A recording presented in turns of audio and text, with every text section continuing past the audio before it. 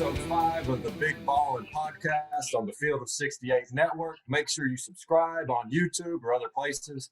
Vol'n podcast, Field of 68, episode 5 of A Man is Number One in Your Hearts. If anybody's upset that I ever got recruited to the SEC level and thought I was too slow and couldn't shoot, you might be right, but I got the man to blame. Coach Chris Ferguson, the guy that recruited me, and I would not be at UT without you under Coach Buzz Peterson's staff. So welcome to the podcast, Coach. How you doing? I'm doing well, Dane. How about you and your family? Oh, they're all great. You know, they love you, and I know they'd say the same. We wouldn't have had our UT experience without you leading the charge. So thanks for spending some time with us here. No problem. Anything for you. First of all, before we get started, I would just like to say congratulations to you. I'm so proud of you. I've been keeping up with your career since you left UT, and you've done so well. I get mad when the SEC network comes on and you're not on it. So congratulations. Keep it going. And again, I'm so proud of you. Well, you're kind to say it, and I will pass that along to the powers that be. So I know I got, if there's 3 referrals I have in my life, it's Mike Bradshaw, Linda Bradshaw, and Chris Ferguson, and that's all I need, man. So we're good. Absolutely, absolutely. But Coach, you always have had just an incredible ability to relate with people. When did you know in your career that you said, you know what, I'm pretty good at this, and I'm going to use this in this specific field and this job profession as a recruiter? How'd you get started in it? Well, I didn't know if I wanted to be a college coach or not. I started out, I knew I wanted to be a high school coach. My high school coach, who has passed away, Jim Pardue, he was a big influence in my life. So I wanted to influence other young people like he influenced me. So I knew I was a big educator and a high school coach. And I did go to school. I got my degree in that, and I got a high school job for 4 years at Freedom High School in Morganton, North Carolina. That's where I got my start. So I was an assistant varsity coach and head JV coach. And then Jerry Green was the head coach at UNC Asheville, and he had openings, and he called my boss at that time, a guy named Terry Rogers, who was my boss. He was the varsity coach, and I was his assistant at Freedom High School, and he offered Terry the job because they had a relationship. Terry said, well, I don't want to get into college coaching, but I know somebody would be perfect for you. So Jerry and I got together, and one thing led to another. He offered me the job at UNC Asheville, and that's how I got into college coaching. Oh, Jerry Green, man. I knew there'd be a good Jerry Green story in here. And you know what? You and Jerry Green together, as you came to UT, had some successful seasons, had some incredible recruits. As you look back with your niche as a recruiter, what was maybe the toughest recruit that you had to get? Or maybe like when it came to signing day and you didn't know what they were going to pick and it was just celebration everywhere? Well, I'm going to say the toughest recruit was our first recruit. Our first recruit was Vincent Yarborough. Jerry got the job when we came to Knoxville, and that summer, Vincent Yarborough was the #1 recruit in the entire country, not just the state of Tennessee, the entire country going that summer AAU basketball program. He played for the Tennessee Travelers, Chuck Benson's team, Charlie Benson's team, Chuck's dad. And so we followed him all summer. And it came down to us in Kentucky, the Big Blues. So we were fortunate enough to get him. Now, Dale Baker was already on the team. Kevin O'Neill had recruited Dale, so that helped a lot. We convinced Leanne, his mom, and Dorothy, his grandmother, don't split it up. Don't go to Kentucky one Tuesday and then have to go to Knoxville on Thursday. Just come to the same place and see both of them. So was that Vincent's brother or cousin? That was Vincent's brother. It was his brother, Del was. Yeah. Yes. That helps. It was his brother. That helped a lot. So Kentucky, I'm sure Kentucky was saying, "Hey, Del, we can give you a scholarship over here. Why don't we package you up over here in Lexington?" I'm sure Tubby did say that. So that was probably the most important recruit because he was the #1 player in the country at that time. And that was our first year. So that was really big to keep him in the state. But as far as the toughest thing was probably Marcus Hayslip. Marcus blew up his senior year and was being recruited by everybody and came down to Kentucky, Tennessee, and Virginia. And he had gone up to Kentucky that weekend. The last visit was Kentucky. He'd already been to see us. And he got back on that Sunday night, I think, and I remember calling his mom. You know how it is when you're recruiting, people try to get in touch with you, and when you get the voicemail, you say, man, he just don't want to talk to me. Or you leave a message, he don't call you back. So I called Jerry. I said, look, I've called Marcus like 3 times in the last day, and I hadn't got anything. So finally, I got his mom. And she said, Coach, you hadn't talked to Marcus? And I said, no, I haven't. Well, I need to let him tell you, not me. So right away, I'm thinking, he's going to Kentucky. Okay, let's, we just move on to plan B. And about 30 minutes later, he called me, and he said he was coming to Tennessee to be a Vol'n. And so it flipped in 30 minutes in my mind anyway. Yeah. Well, and that's a heck of a get because, Slip being a really quiet guy, I'm sure he wasn't even thinking that you were worried. It was just, I'll tell you when I feel like telling you. And, That's exactly his attitude, exactly. No big deal. It's not like anybody really cares that much, So. Yeah, and he was so. Greatest athlete I think I've ever been on the court with. I didn't play with them, but I got recruited during their tenure. And, I mean, it really – the guys you mentioned, I've had Ron Slay on here. We've gone down memory lane as well. I mean, those were the guys that really had me fall in love with Tennessee basketball from a player standpoint. Because, man, you saw the potential there. And back then, the EA Sports, I was playing with them on the video game once you started recruiting me. Because I never looked at Tennessee. I didn't grow up a big Tennessee fan. My parents weren't alums or anything. I was on the west side of the state. And but then once I started getting recruited, I was like, man, I thought they were the cool guys because, I mean, they had talent. They had hops. They could shoot. They were going to be NBA players. And everything you were going to be. Yeah. Slip was a heck of a get. And I know from personal experience, nobody can react greater on the phone than Chris Ferguson when you tell him you're committing to Tennessee. And oh my goodness, yeah, you got me really excited because we were recruiting about 3 or 4 guys at your position at that particular time, if I remember correctly. Yeah, I remember one was I think Darren Williams, who played in the NBA for 9 or 10 years. Hey, I didn't know that. You got the short end of the damn stick, Ferg. You should have you recruiting Darren Williams. Well, I think it was Darren Williams. He was going to say no, and I was your plan B, C, maybe even D. There was a kid, though. I got to interrupt you on that because I know one of the kids was, I think, Des Willingham. Remember Des? I remember Des Willingham. He was from Dallas, too. Yeah. And so I came up for my visit.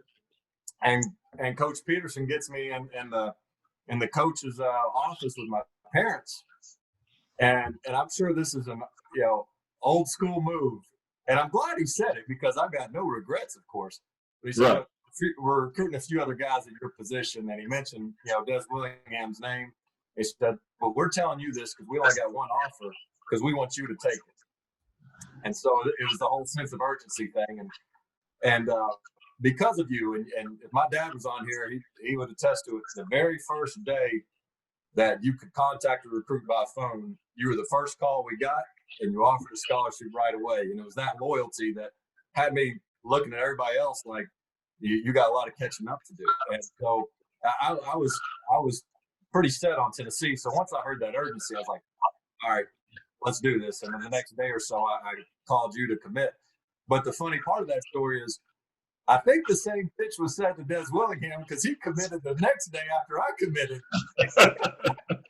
and Coach Tippett, my high school coach, is calling you guys like, hey, man, you promised my guy that he was your guy. And it made me exactly. I see Des Willingham at camps, and he's looking at me like I'm some spoiled brat. Like I said, no, you can't be on the team. And you know what? There was also, thinking back, a local kid named Lee Humphrey. Oh, yeah. Who also was involved in that position at that time. And, there's a lot of little heat there from the community to take Lee, who we liked. But We like you a little bit better. See, And, I was hoping you could clear the air on the Lee Humphrey thing.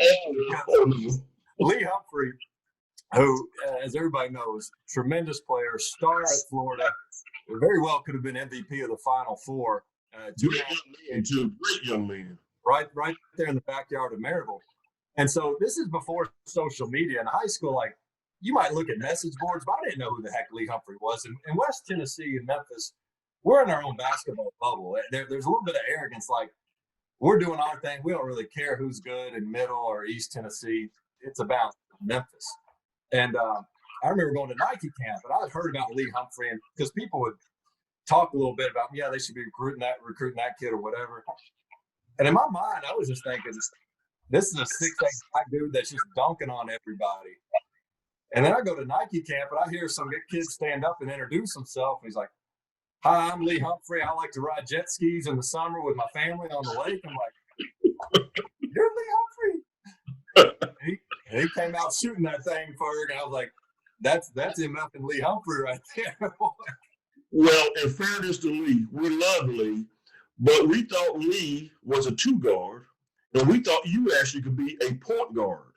So we needed a point guard more than a 2. I mean, if we needed a 2, we would have took both of you. Well, I've told people before, Ferg, I've told them, I said, and you correct me if I'm wrong, but I always said, I didn't take Lee Humphrey's scholarship. Scooter McFadden took Lee Humphrey's scholarship because Scooter was the transfer y'all got from Memphis. So I was like, don't be mad at Scooter. Be mad at Scooter. Yeah, not you. We saw you as a point guard. And the first time we saw you, here's like you said, a 6'3", 6'4" white kid, not overly quick, not slow, but not quick, not athletic, not below average athlete, but average athlete. Really not a great shooter. You could shoot, you were streaky, but not a great shooter. So everybody was like, well, why do we want him? Yeah. I said, all he does is win. You are was it three straight state championships? I was fortunate, part of Coach Tippett's dynasty down there at White Station. 3 out of 4 state titles and several national rankings as well. We had and you're right. I mean, I got all the accolades. I tell, when I'm speaking at summer camps every once in a while, whatever, I say, look, I was, Gatorade Player of the Year, going to Nike camp, getting recruited by Tennessee. I led my team in scoring. I'm like, how many points do you think I was averaging? And everybody thinks 20, 30. I'm like, average 9.5 points a game. But I got attention because our team had success, and you saw that, which I'm very, I say that as a compliment to our high school program, and fortunate you picked up on it. You know what? I never told you this since we've been talking the last 2 or 3 years, but I was at Oklahoma State, and there was a kid named Marcus Smart who I saw in Dallas. Dallas is coming up a lot here lately. But he played in Dallas. He couldn't shoot, but he was a winner. He won, like, same for you, 4 straight years in the state championship. He won 3 of them. Now, he's a little more athletic than you were, a little quicker. But I think Brad Stevens of the Celtics agrees, but I'm taking the compliment. I like where you're going for my ego. But both of you, even though he couldn't shoot either at that particular time, he was a winner. And the other thing was he knew how to play. His basketball IQ was off the charts. Your basketball IQ was off the charts.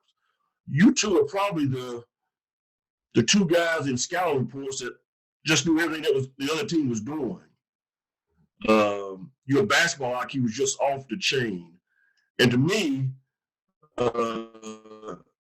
great players, if they know how to play the game, they become NBA All-Stars. Like Marcus has made the NBA make a lot of money because he knows how to play. Obviously, he's improved his shooting. That's one thing the NBA scouts always told me when they come to see Marcus was, we don't worry about his shooting, coach. That's all we do in practice is shoot. He'll get better as a shooter in the NBA. Yeah. And they were right.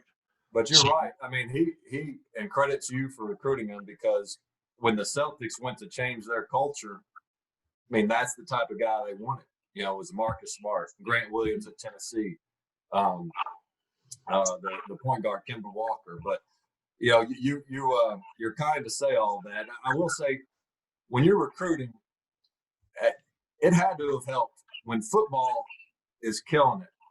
I know my experience is great. When I went up there, and everybody asked me, "Did you meet Pat Summitt? Did you meet Coach Fulmer? And did you go into the football games?" And I got to say, your son was a pretty good closer as well. Little Ferg, who would help Brandon Crump on the recruiting trips. And I'm not going to say who, but my recruiting trips. Not only did I get to meet Coach Fulmer and Pat Summitt, but also got to meet Irish car bombs at the bar. I didn't really know what those were, but I got introduced to them more than once. And Ferg, in real estate, you're not allowed to accept a sale when somebody's under the influence. So I couldn't necessarily you couldn't take the commitment. I understand. And those are stories I didn't know about, and don't really know if I want to know about them. I know it. Yeah, it was my decision. It had nothing to do with it. But I think that bar's since been closed down, probably rightfully so. But it was awesome. No, you guys had a great group of guys that were fun to be recruited by. I do want to say, as we move forward to after Jared Green got let go and Buzz comes in, and then I'm there, of course. Tell me about the recruitment process of Chris Lofton. And what were those conversations like? Because everybody knows he's diamond in the rough, what getting recruited heavily. But were y'all's conversations behind the scenes still kind of like, do we even take this kid? Did you feel like you were taking a chance on him, or did you feel like we got one? That's a long story, but to make a long story short, John Winchester decided to leave the program. And if I remember correctly, he went to Quinnipiac. I'm glad you can pronounce it. Yeah, exactly. So we had a scholarship open, and I played basketball at an NAIA school in Kentucky called Cumberland College. It's University of Cumberland's now. And I had a teammate named Mike Flynn, who was a high school coach in Kentucky. And he just called to check. We were friends. He just called to check on me one day. And I said, well, now I'm scrambling. We got a scholarship open. One of our kids left. And he said, what position is? I said, he's a two guard. And he said, Ferg, he said, I don't know what people are seeing up here in Kentucky, but there's a kid up here that's a two guard. I think he's unbelievable, but nobody's really recruiting him. I'm like, what's his name? He said, Chris Lofton from Maysville. I went back in my notes for the summer. He told me he played AAU basketball on the Kentucky AAU team. So I went back to my notes. They were in Las Vegas, and I saw the team, and I saw the roster, and I had notes by Lofton, shooter. But he played in that same team with Rajon Rondo, I think it was. So Rondo kind of dominated the ball. So I had Lofton, shooter, need to see more.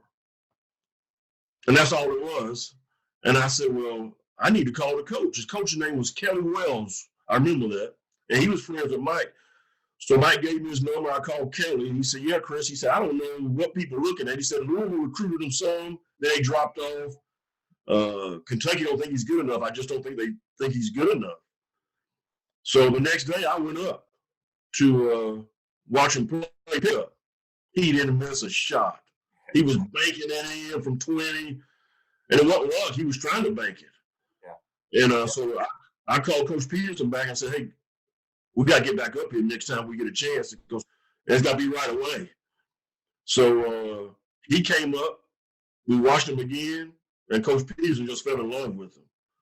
So that night we went to his family's house and had an in-home visit with him. Frank and Kathleen, I think. Yeah, Frank and Kathy, sweetest people in the world. The greatest soul of the earth people, just great people to be around. And so we did a home visit with him, set up a visit right away. That week, and he came down. And one thing led to another, he said, I want to be involved. And I never forget the day he committed. His dad told me, he said, Coach Ferg, he said, let me tell you something. You guys don't realize what you got. I said, well, he's Mr. Basketball in Kentucky. He's pretty good. No. I don't think you really realize what you guys got. Well, I said, okay. But to this day, he was right. Boy, that gives me goosebumps. That's prophetic right there because, and we didn't realize either. I've had Chris, we were talking about it, when Chris first came in, he had like a appendicitis or something, had a little surgery. So he had a setback when he first came in, and he was rough around the edges and slowing all the drills. And then he starts making everything. And, he has the awkward shot a little bit, and it's like, man, that's some luck. And then he just kept getting lucky every single day. And I remember Pee Wee Dash and your son, Ferg, they were the first ones. This was preseason. They're like, I'm telling you, Dane, that boy's about to be the next Allen Houston. And I was getting mad because I was scheduled to be at the 3 that year to start. And I'm seeing this kid come from Kentucky that looked like trash on the first day. And I'm just like, I better find another spot because I'm not getting minutes right there at the 2, I guess it was. Yeah. Well, I can tell you one thing. He got homesick his first 2 or 3 days at school. He got homesick. Yeah. And I don't know, guys from Kentucky don't like to leave Kentucky. They don't go too far from home. I've come to find that out in recruiting. So I knew he was a little homesick. And Dr. Ivan called me one night and said, hey, Coach, he said, Chris is hurting in his stomach. I'm going to have to take him to the hospital. And I thought, hospital? What's wrong with him? Because I thought it was from homesick, just nervous and just homesick. He said, no, he had appendicitis. Yeah. So he had appendicitis like the first week of school. Yeah. So we might even just say, college isn't for me. But he's, obviously we know with what he's gone through, he's a soldier, man. He is a soldier. Well, and credit to you for certainly not making the covered bear when Bruce Pearl came in, and you're so sincere and genuine when you talk about your former players, and human nature would tell you, all right, when the next staff comes in and has more success with the players that you brought in, there's a little bit of bitterness, and I can tell everybody, you're always the first to send a text, congratulatory message, all those things. You were sincerely happy for us, and that doesn't go unnoticed. And I can say thank you from all of us and all your players, C.J. Watson, all those guys. Well, I can tell you, we're always one happy family. I'm a Vol for life. I can tell you that. Those were 8 or 9 best years of my life. So I'm always a Vol, and you guys made it very, very special. We had some good recruiting classes. Obviously, like I said, Vincent and Hayslip and Ron Slay and some of those guys. And that's with all those guys. I got to cut you off. With all those guys, even though you were with 2 different coaching staffs, and there were some downs, but there were also a lot of ups. What's the most memorable win? What sticks out to you? At UT? Yeah, at UT. Well, obviously, believe it or not, when you guys beat Winthrop in the first round of the tournament, I was at the game. Wow. I had left after Coach Peterson got let go. I got a job at East Carolina with Ricky Stokes. And you guys were in Greensboro. That's right. One of you guys left me a ticket. Yeah. So I went to the game. I was sitting. I was. I don't know if it was you. You may have left it. I can't remember who it was. Mike Bradshaw took all my tickets. Yeah, that's right. That's right. It may have been Jawan Smith. I can't remember who it was, or it may have been Lofton. I don't know. But to see you guys, wow, beat Winthrop in Greensboro on a last-second shot. If I remember right, you passed the ball. It was a close game. Yeah. And they left me 2 tickets, and one of my other assistant coaches from East Carolina went with me to the game. And I said, look, I don't know what Coach Pearl is going to do, but he needs to get Lofton that ball. And I saw you take it out, which I said, well, he's the best passer on the team, so that he can make a good decision. and y'all ran a play. I can't remember I think it was a back screen. Lofton set a screen to get a screen. Yeah. And he popped to the corner. He really wasn't open, but you passed it to him. And of course, we know Chris is one of the best contested shooter I think I've ever coached. Yeah. And he went up to shoot, and the guy was all on the contest. Oh, yeah. And he just nailed it. But to see you guys succeed made me the happiest, because I felt like I was a part to get you guys there. You, Lofton, CJ, Jawan, Major Wingate, Andre Patterson. I know I'm leaving out people. June Howe. Yeah. Mm-hmm. I mean, I felt a part. Well. And even though I wasn't there, I did feel a part. No, you certainly were, and that's all anybody needs to know about you is that when I asked the most memorable game, you talked about one that was on a different coaching staff. But I know you're sincere when you recruit somebody to a school, you want it to turn out well for them, whether that includes you or not. But going back to that play, I mentioned this to Chris. We joked about it because you got a great memory on it. It was a back screen to Andre Patterson, and it was to set up the shot for Chris. But my first look was the lob to Andre. Oh, okay. And I love Andre. And it was enough. It was open enough to tempt me to throw it. But I got to go with the guy that's been in the jam working for. I can't put the tournament hopes on the line with my boy Dre, who's cutting every single corner possible. I'm throwing it to the contested shooter. I don't care. That was a great decision on your part. Karma was part of my decision making on that. I had to go with who deserved to make that shot. Sorry, Drake. Hey, a couple more before I'll let you go. You've been great with your time. But, the Last Dance was on, which was a great series this summer, especially during the quarantine. And knowing that Buzz Peterson was roommates with Jordan and you were close with those guys, you got any great Michael Jordan stories you can share? No. The key phrase being you can share. Well, I will go back before I share a Buzz and Michael story. We were with Jerry Green. I know you guys went on to, was it the Elite Eight? Bruce got them after I left. They got to Elite Eight, but Sweet 16 first couple years.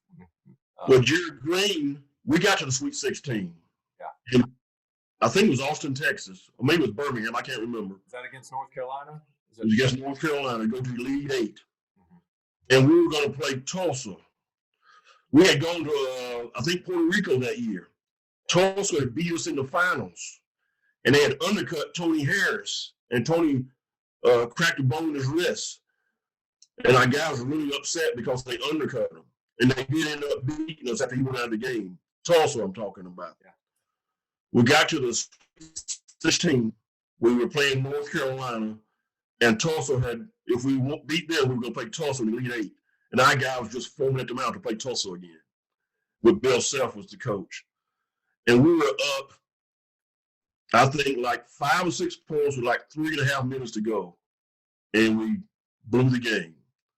And we lost the game. And it was just heartbreaking. But to get to the Sweet 16 when Tennessee had never been there in a while, that was a great moment too. Well, misery enjoys company on that because it's funny. I've never heard the Tulsa component of that story. You always hear the ending of, should have beat North Carolina. Same thing with us. We lost the big lead to Ohio State, but the part that hurt even worse than that was Memphis was going to be our opponent in the Elite Eight, and we worked Memphis earlier in the year, so a chance to play Memphis, your in-state rival, to go to the Final Four is, man, you talk about regret. And so anyway, Tennessee's got to break through that Elite Eight hump, Sweet 16 hump, and see if they can't get a banner up. But give me your MJ story. What you got for me?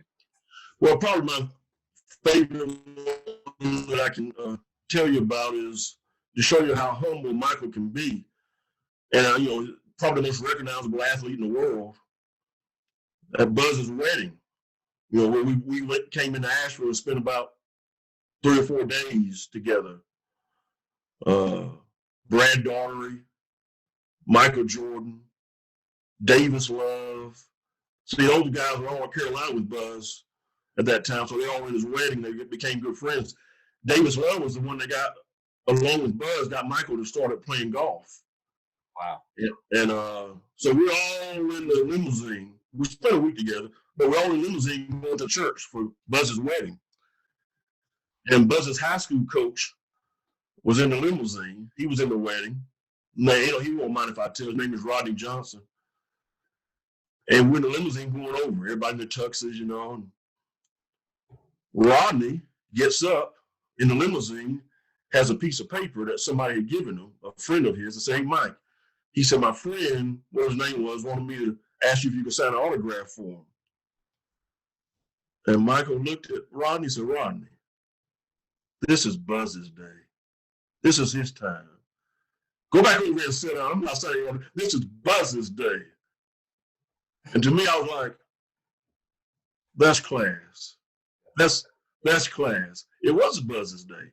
Don't take away from it. And Rodney didn't know any difference. He was his coach. And for Michael to put Rodney in his place on driving over to see Buzz get married and be involved in the wedding, to me, that was big time. Now, obviously, Michael ended up signing it, but not at that particular time. That just shows you what kind of person he really is. Michael has a big, big heart. And you can see that at Kobe's funeral. He really appreciated that. He might not show it because he's a tough competitor.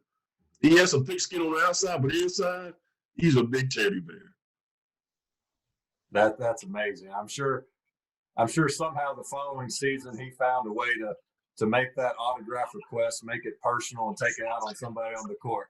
He always found the best. Very competitive. I don't care if it's checkers, he's very competitive. Yeah, that's great. Coach, you're the best, man. Can't thank you enough on behalf of myself, all of Tennessee players over the years, and for being such an awesome friend, supporter, for your entire family. I love dearly, and I know I speak for my family as well. So if I can ever do anything, just holler. You guys are family, and thrilled to have you on here. Thanks for sharing all these great stories. Same here, Dane. Tell your family hello and go Vols. Got it. Thanks a lot.